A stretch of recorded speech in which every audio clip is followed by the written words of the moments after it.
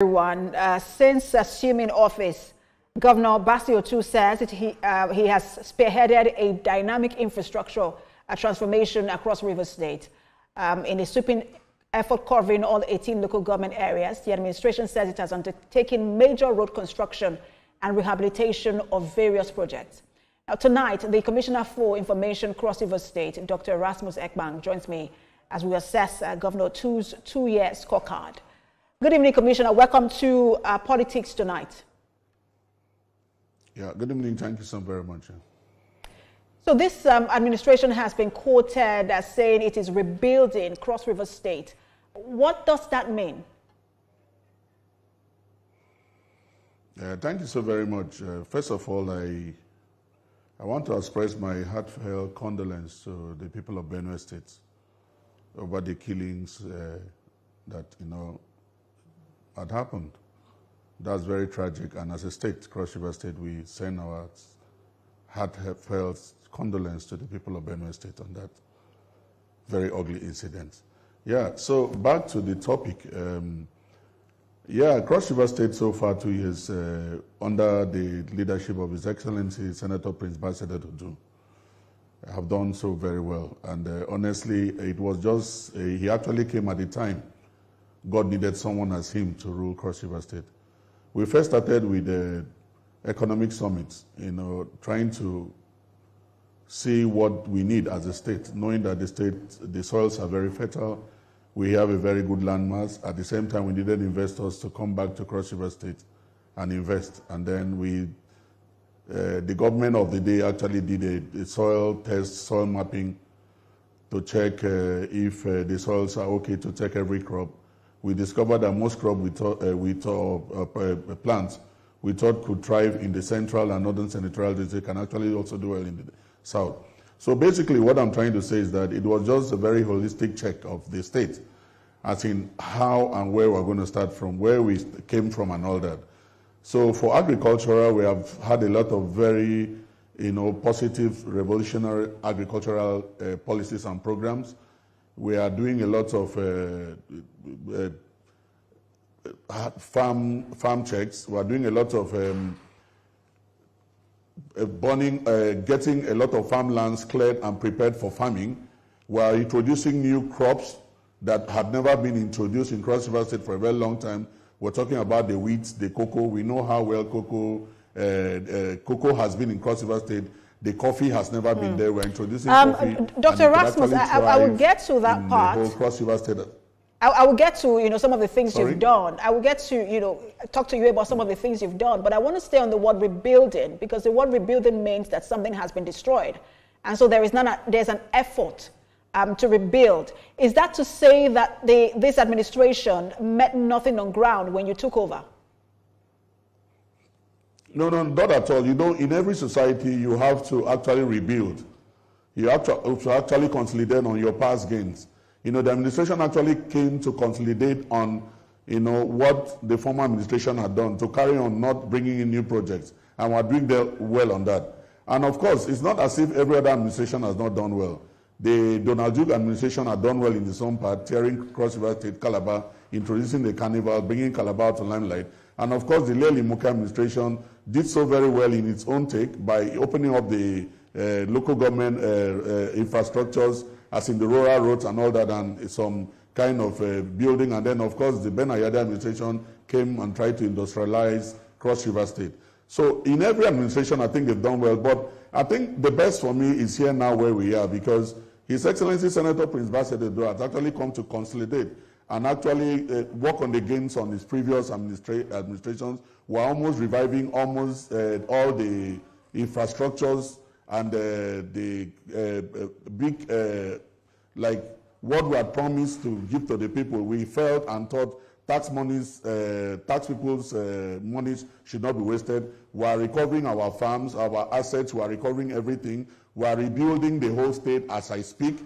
Almost all edifices, the governor's office, the library is back to life after decades of not being in function.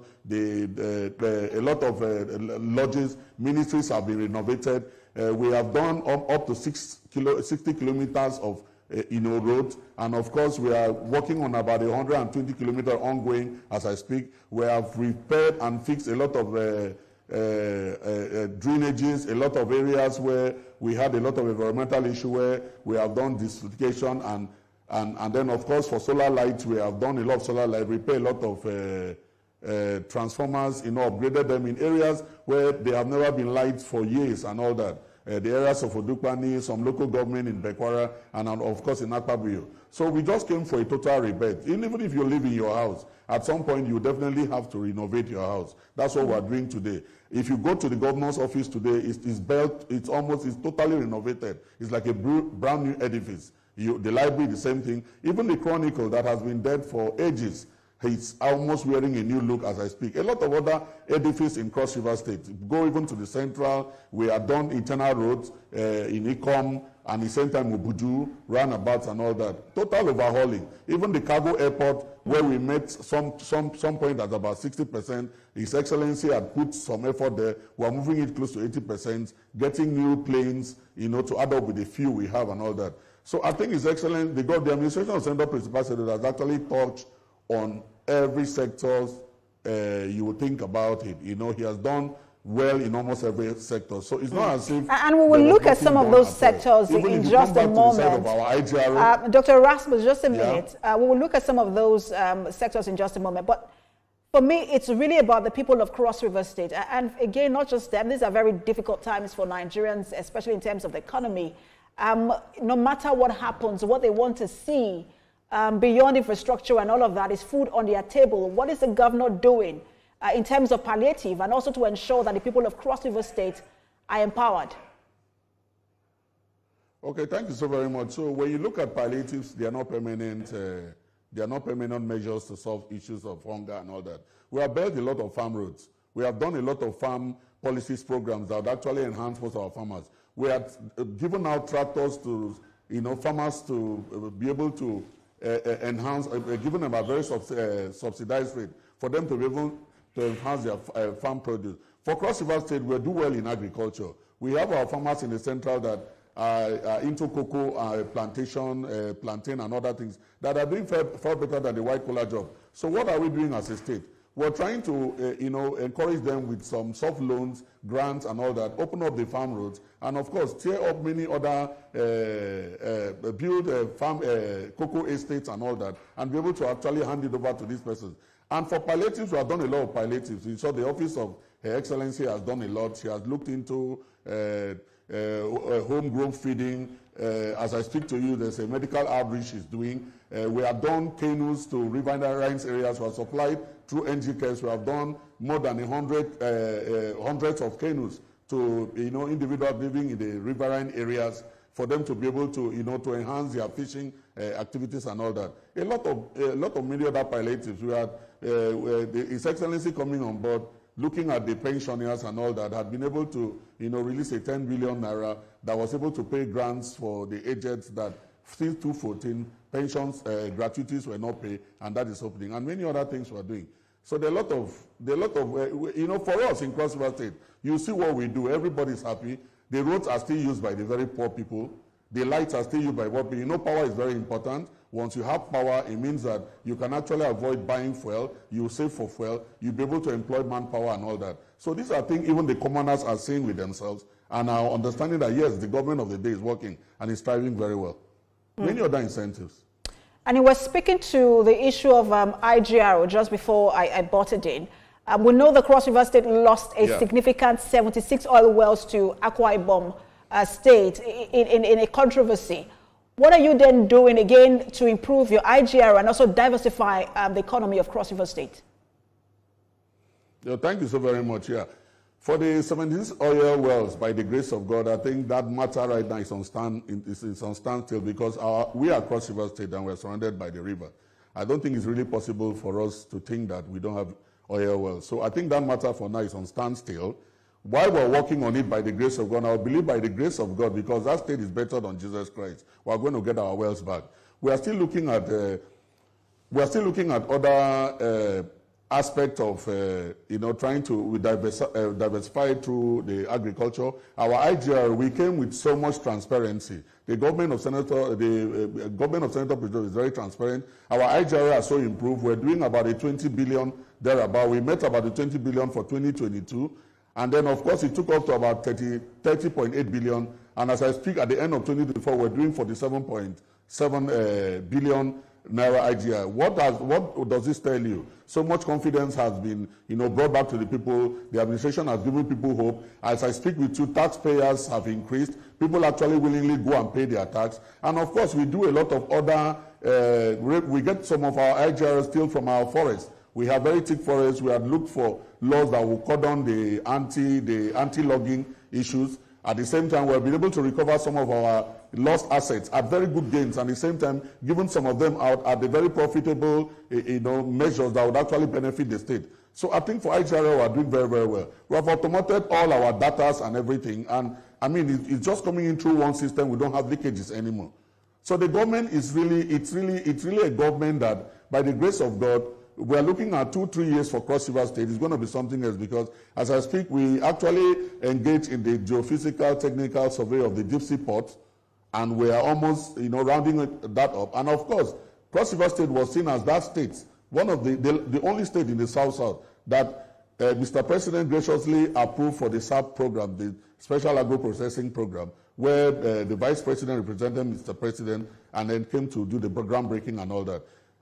Definitely, you know about the Lagos Calabar Coastal Highway. That would also help us, assist us get most of our food products out, and make a lot of our activities and businesses, what we're trying to do, get out of the state that is. I heard you say that you are going to recover the oil wells. Is that to say that the efforts are ongoing to recover them? Yeah. By the grace of God, like I said, it's God. You'll get to hear that very soon. We are very positive that we will recover our oil wells back by the grace of God. Yes, I'm very positive. Is that through political or legal means? No. Through the natural truth. We belong to God. We are just very natural people, not through political. But we expect that we beg the federal government or wherever the issues are to actually come and really relook at it. The state is named Cross River State. Where are these oil wells found? You understand? And as I speak right now, I think there's a comma to it, there's a clause to it, where most of those, I think that we're receiving those accrued measures for the oil wells have actually been put on hold. We're going to revisit that matter. All right, so I also wanted to talk to you about tourism, because Cross River State prides itself as a tourism destination in Africa. But I wanted to find out what is happening to Obudukatu Ranch, where we used to have I think it was the International Mountain Race, and then as well as Tinapa. It seems to have deteriorated, and no government in Rivers State has made any effort to resuscitate them. Yeah, thank you. For Tinapa, of course, it was under the look and hold of APCOM, and as I speak to you now, we have gotten back our Tinapa to ourselves. We are trying to actually look at what's befitting to put in for Tinapa. For the Obudukatu Ranch, work is ongoing. We are returning back the mountain race. Obudukatu Ranch is functioning very well. Of course, we're blessed to have one of those 8 wonders of the world. And of course, His Excellency and the administration of Senator Prince Bassey Otu is not putting down to rest. So in the Obudukatu Ranch, we have work ongoing to kind of renovate, put the place in a good shape. At the same time, we're returning, bringing back the mountain race. Of course, for Cross River State tourism, we run it as a country. For us, the big one, the Calabar Carnival, it's like, how would I put it, like one of the best products out of the Africa. It has one of the longest routes in the world and one of the best so far. So we're actually improving by the day. We got in when it was 6 months. At the same time, we had a wonderful one. The one of last year was beautiful. And as I speak with you, some few weeks back here in Abuja, we actually launched a team for this year's carnival, which of course we are bringing in more more groups, and then introducing more bands, and then at the same time bringing up the mountain race and all that. Mind you, in this administration, we have also introduced carnivals in the 3 senatorial districts, because we want the people from the central and north to actually stay where they are and still enjoy this carnival, not coming all the way some hours down to Calabar to enjoy it. That was introduced by this same administration. So I think for tourism, it's one of our biggest sell so far, and we're doing our best to sustain and maintain it and even make it bigger. There have been commendations for this administration in terms of some of the things it has done in Cross River, but it has also gone without criticisms. There are reports that the government uses cyberbullying as a strategic tool for silencing dissenting voices in the state. Are you adverse to this criticism? Are you aware of them? No, I'm not aware at all. It's strange. Very strange. But how will you respond to them? Because a particular name was mentioned after criticizing the state government, that a journalist, and that he was bullied, online. And some have said it was from this state government, and that he's not the only person who has had to suffer that kind of fate. No, honestly, to my greatest surprise, it's strange to me. I've not heard that. I would even rather tell you that from this very overzealous journalist, I've really been bullied myself, wrongly for, maybe just trying to do the right thing. So I can, if you can even just throw more light, maybe I'll be able to understand that. But let me make you understand too that we, as journalists, as journalists, everybody is, as it is now, there's the Facebook, there's the WhatsApp, people just come up with breaking news and things. The administration of Senator Prince Bassey Otu, it's one of the best, humane, very down-to-earth administration, where everybody, we do media policy, where at some point His Excellency would even ask for more time for journalists to actually air their mind and speak their mind and say what they want to say. You understand? So I have never really, we don't have that. It's strange. I'm hearing it for the first time. I don't know how that reportage came, but I think we'll be very friendly with our journalists. I keep very open doors for them. And at some point we do, quarterly meetings and all that, compare notes. So you're not aware of the case of one Oga Emmanuel Oko? That was, give me the case again when they were supposed to do a riot or so. They were supposed to do a demonstration during, hello? Go ahead, I'm listening to you. He's from your state, and they said he was cyberbullied because he had published something against the government. And it went online. I'm asking you if that was actually, trying to get your side. If you're aware of that story and then get your side of the story. No, I'm not. All right, so let's talk about, again, another criticism. We saw what played out in Cross River over the commissioning of projects in Calabar South local government. There's been some confusion as to whether the project was facilitated by the NDDC or the Cross River State government. Which is it, and what exactly played out? Okay, thank you so very much, and this is very important for us to hear. To start with, are we in support of Mr. President Bola Ahmed Tinubu? Of course, he's our father. We had done the first time. We're going to give him more vote this time around. We are diehard Mr. President. And of course, coming back, do we really need NDDC projects in our states? We love them, we want them, because Cross River State, I think to some extent, both not for His Excellency Prince Otu trying to revive the state, we are really so backward. So of course, we welcome them all wholeheartedly.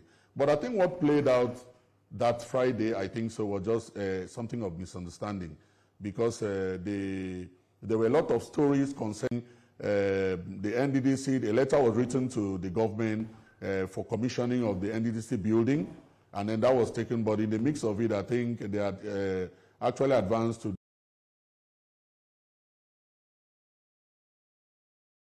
Mistake there was actually would have been from the contractors from NDDC, and then of course the state contractors, because what really happened was in the first instance where they wanted to commission the road, NDDC had done a road somewhere in Idan, and of course it's noted as NDDC, but of course the council chairman that is from that locality was not even aware that NDDC, such like the Minister for Regional Development, was coming to his state as Cross River State, and even coming to his local government, where he would have even actually offered some light reception for him and all that. And, there was a question mark on that.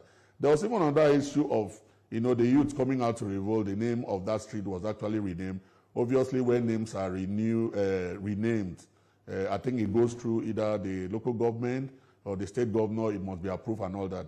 That the present chairman then hadn't seen that, and I'm not seeing any notice to that. But of course, His Excellency in his wisdom has called him up to allow that happen. And then going back to Inyangasang, a community called Inyangasang, this community actually have more than 10 adjoining roads. I was there personally yesterday. And I think the confusion here was here.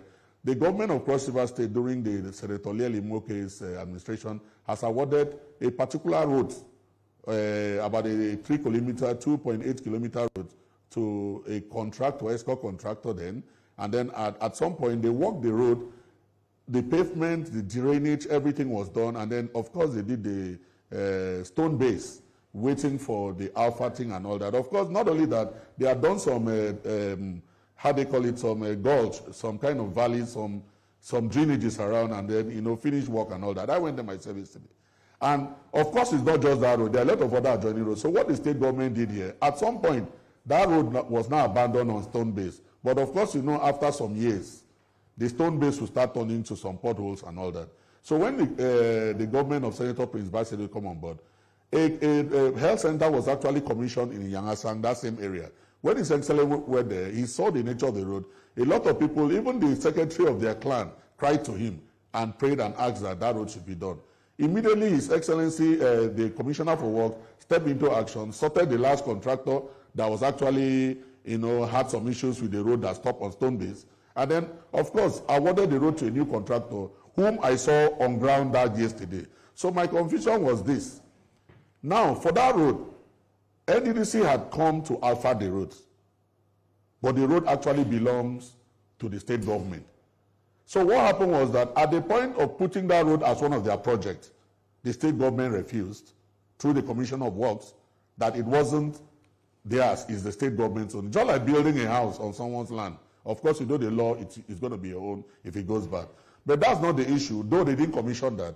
I went ahead to actually call for a press conference where we have the journalists, and we have a rep from NDDC, from Cross River State, to come and explain to us, and of course the Commissioner for Works. They did their explanation, and then it was just as I speak. And then the rep for NDDC explained clearly that Inyangasang was never in their budget. Of course, he had their budget in their hands. Of course, we are aware that NDDC can go for intervention works, but then there would have been synergy, some talk. There was breach of communication. There was something that was not right about it. And at some point, it wallowed up to that. But I want to say that most of our overzealous media aides blew it out of proportion. Some start comparing issues, some start saying a lot of things. In short, even myself, I was so abused on, I don't even understand, what I did and all that. So the truth about it is, it's most of these, we have to be a bit professional. Most of the issues we have in our states, in various states and all that, it's caused by some overzealous media aides. Doctor, and I want to appeal that, honestly, our Dr. Erasmus, I have to put you on hold. Yes. I have to put you on hold. We're going to come back to you, but I need to take a break, and then we'll come back to you so you can continue your thought on that matter. All right, we're going to take a break now on Politics Tonight. We're also signing off from TVC News. You can continue to watch on YouTube and Ofcom. We'll be right back, everyone.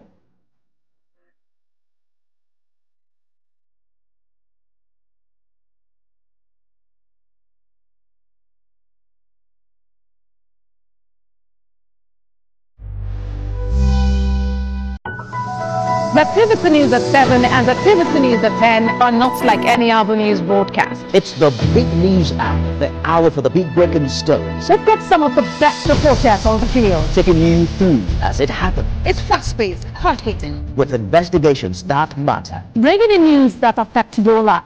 Sport, entertainment, and business news, so you don't miss a thing. Experience resourceful coverage with that. Ever.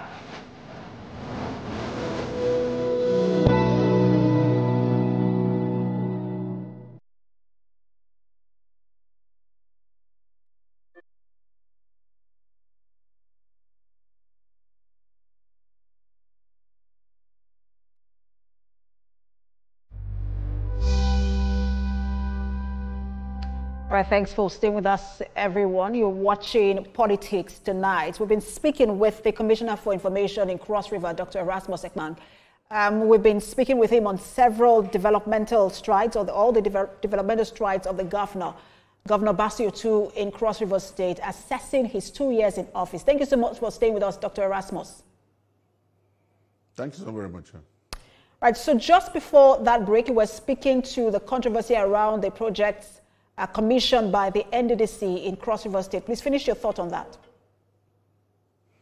Okay, so I think, like I said, it was just a breach of communication, and His Excellency, in his wisdom, just like a thoroughbred, has actually, constituted a judicial commission of inquiry into, the first issue of a Idang matter, where I know by the grace of God is a five-man committee headed by Justice Emilia Ibok, very apt justice of the court and all that. So I think they will actually come out with a true position of how it is. But like I told you, I tried to make some little effort by getting the representative of the NDC to explain to us, and of course the Commissioner for Works, where it was publicly spoken, where the NDC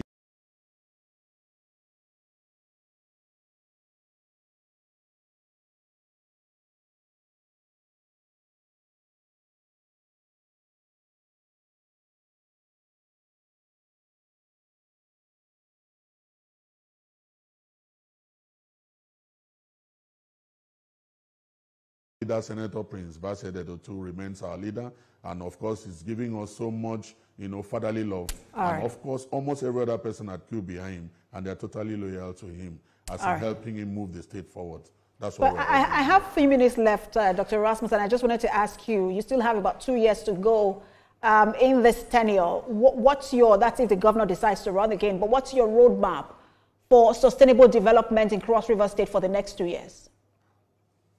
When you look at the policies and programs on ground for Cross River State, you would gladly wish that he runs again, of which I personally, the states under the offices of our commissioners, had endorsed him for second year. We pray for continuity in Cross River State. That has been our problem. We want somebody who would actually continue what he's doing. He has started some agricultural programs. I told you they're revolutionary, that would actually materialize after a period. We don't expect somebody else to, break the chain. So we're actually supporting him for a second term. All right, thank you so much for your time. Pleasure having you on. Commissioner for Information in Cross River State, Dr. Erasmus Ekpang. Thank you so much. Thank you so much. Yeah, thank you. All right, we'll turn attention now to other stories. There is another development in politics in Nigeria, but we are going to go on a short break. When we return, we'll turn our attention to politics. Stay with us.